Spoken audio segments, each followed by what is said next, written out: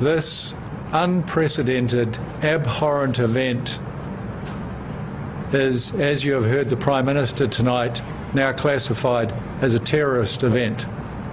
I want to give some more clarity about the number of people who have tragically lost their lives.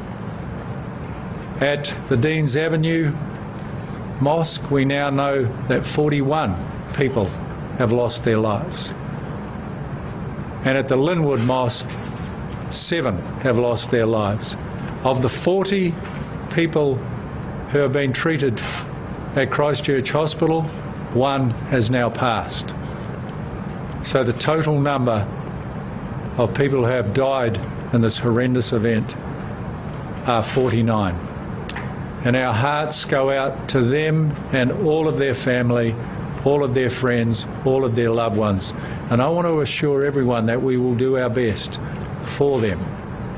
And at the end I will talk about and give you the 0800 number so that people can contact us to get more information about those who have died and some surrounding circumstance. I would like to also add that so far 1 person, a male in his late 20s, has been charged with murder and should appear in the Christchurch court tomorrow morning. 3 other people were apprehended.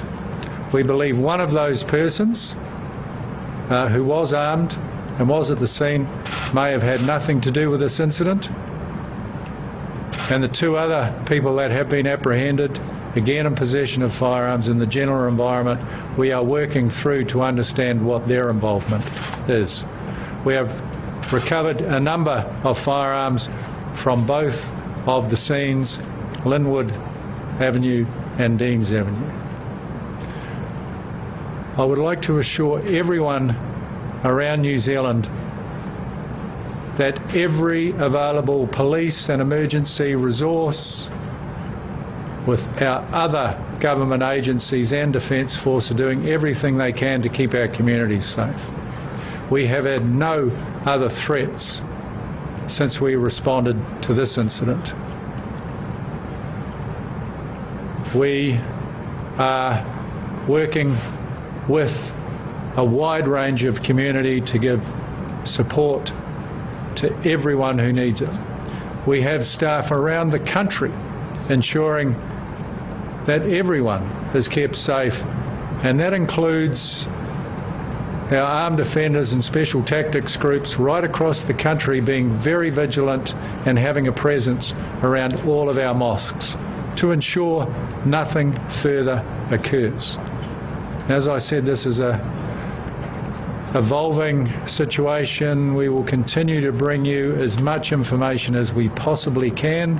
I will answer your questions in a minute if I can, but before I do, I would like to communicate the 0800 number for people to call for more information, especially around their loved ones.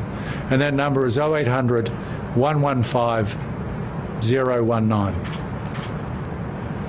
I would also like to commend, and some of you would have seen the brave actions on social media of police staff who responded to this incident. They have gone above and beyond on behalf of their communities to apprehend at least one of these offenders. So I take my hat off to all of my staff. I'm extremely proud of what they've done to date. Thank you. Why were these people not on a security watch list? Were they completely unknown to police? So that's a very good question. What I want to tell you right now is that we had no agency had any information about these people.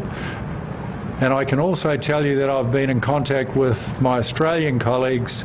They have no information on them at all either. And they are assisting with our inquiries. But I can also add that part of our investigation will be to look back at every possibility to ensure that we in law enforcement and security didn't miss any opportunities to prevent this horrendous event. Who carried out the shootings at the Deans Avenue Mosque? Was it the same person as who carried out the shootings at Linwood? Look, I would love to go into detail, but a person has been charged. For me to now go into details of who did what would not be proper. Is the person charged Brenton Tarrant? Again, I know there is a name within the public domain, but it would be improper for me now to confirm that because a person has been charged. There was a threat on Facebook, on a Facebook page made towards the Muslim community. Are you aware of that? They said that police had an early warning of this attack. I'm aware of that suggestion, which we're working through at the moment. When I have absolute clarity about that, I'll be sharing that. So I'm only aware of the suggestion. I'm not aware of it actually existing, but if it did, I'll be sharing that fact. Are you actively searching for any other suspects at the moment?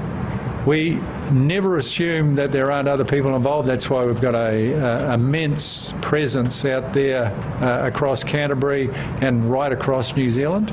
But we don't have named or identified people that we're looking for. But it would be wrong to assume that there is no one else. So you're not actively looking for any other shooter at this stage? At this point, we are not actively looking for any identified persons. How many days, weeks, months in the planning do you think this attack was? Look, I couldn't tell you, but I think I don't need to tell you this is a very well planned event. Was there explosives on the body of one of the attackers? So I'm aware of that commentary as well. What I can say is that that person may have suggested that. We have eliminated that as a possibility. There was not. We've also talked about my IED devices on 2 vehicles. I'd like to clarify that and say that there were possibly 2 IDs on 1 vehicle. And we've disabled one, and we're in the process of disabling the other with the assistance of the Defence Force. With controlled explosions at Britomart in Auckland, anything to do with this investigation? We believe not, but of course there's a real heightened sense out there within the communities.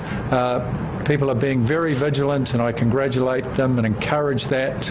But we've dealt with 2 bags that were left at Britomart. They've been detonated. We don't believe they were of any threat. You spoke about increased police presence at other mosques throughout New Zealand. Are you concerned that this event could be coordinated with other potential events? There could be other events coming in New Zealand? We don't have any information to that extent, but it's always important to take preventative precautions, and that's exactly what we're doing. Was Christchurch Hospital targeted?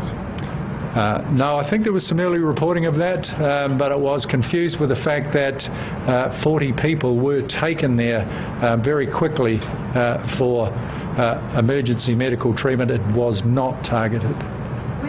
Obviously we're aware mosques closed at the moment. We've heard also synagogues, that there was some advice that synagogues should close. Is that true? You're aware of that? I'm not aware of that advice, but we're giving everyone advice to be very vigilant and take care of yourselves and report anything that you might find suspicious to us, so that we can respond immediately. We've also been told that police were aware that maybe there was sort of a suggestion that there could have been an attack planned for St Patrick's Day.